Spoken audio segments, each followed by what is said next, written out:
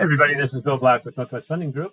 I just wanted to go over a really quick cost analysis and show a comparison between a few programs here. So my partner and I just put together a really great deal. We had a client looking to move to Florida, has a 2.363 FHA rate that I put him into back in 2021. And so really was like, oh man, we got to be able to find a home for that. And that was one of the lowest rates I've ever locked. So we had a buyer that was pre-qualified, ready to go for our Assumable program, and so we presented it to her. She fell in love with the place. So just kind of wanted to show if he went to market with this and put this on the market for $390, which I had comps around $375, that I would be concerned about getting that price. The realtor wanted, I think, a 5% listing fee or something like that. So in this case, he gets $325 is what needs to be basically the balance that is owed there. So in this case, let's say that a person kept the $325 balance like they're going to do on the Assumable. She's going to walk away with the $325 loan balance. And today's rate's at 7.375, so they'd have to put $65,000 down across the board here. But our new loan is 2.363, and we only have 329 months left versus 360. So they've already shaved off a lot of the initial interest, and there's already more interest going to principal than it is going to the interest, or more money going to principal than interest. So that payment would be $2740 over here, and this is actually what it would be if we was to put the money back, the savings back, the 637 savings, and did a reduction in payment. What this does is it shows it's paid off in 16.58 years. But over here, this will show the savings here, 325. It shows the 637.43 savings. So in this case, the Assumable of selling for, not worrying about low appraisal, not worrying about any issues there. Our buyer came in. We have everything ready to go to the servicer, which is Carrington Home Loans. And Carrington Home Loans, we've already talked with them about what they need, help holding the hand of the buyer, be able to get them this 2.363 rate, saving them $637 a month. There's no title fees. There's an escrow. There's no title insurance required. There's no appraisal required. There's no lender fees required. They're paying a $900 is what the processing is, and then they're going to have to pay an escrow fee, and then they're going to put their taxes and insurance in.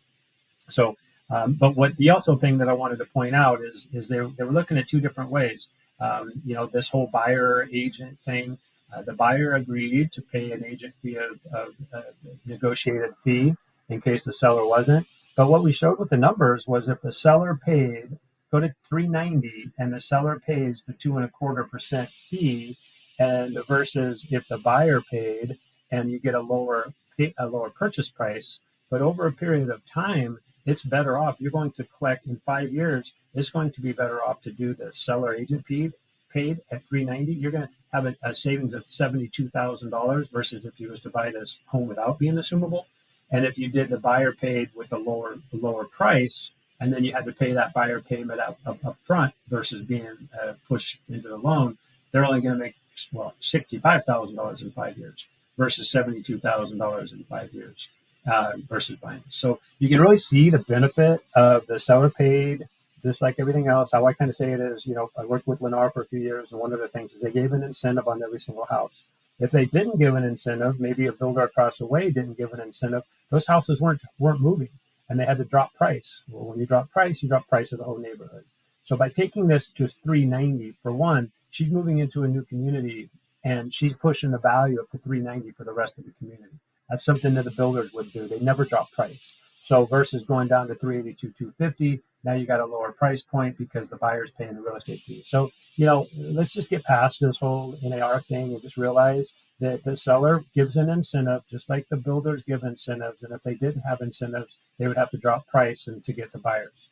And so dropping price and not having any professionals manage it, it's just not worth it. It just doesn't make sense, and it just is a negative for the whole community. So, but this is really, showing the benefits of looking at these FHAs. Our FHA's loans are available if you go to sellingkeys.com, and under sellingkeys.com, you're going to click on the Assumable page. So here, sellingkeys.com, And then assumable, it should be, there's some information around it, but I think we have about 10 of the assumable homes listed right now. I have a spreadsheet for all of these, so I know the servicers, I know the amount owed. Like, this one, I think they have like a $250,000 loan, and so you'd have to come in with quite the variable there.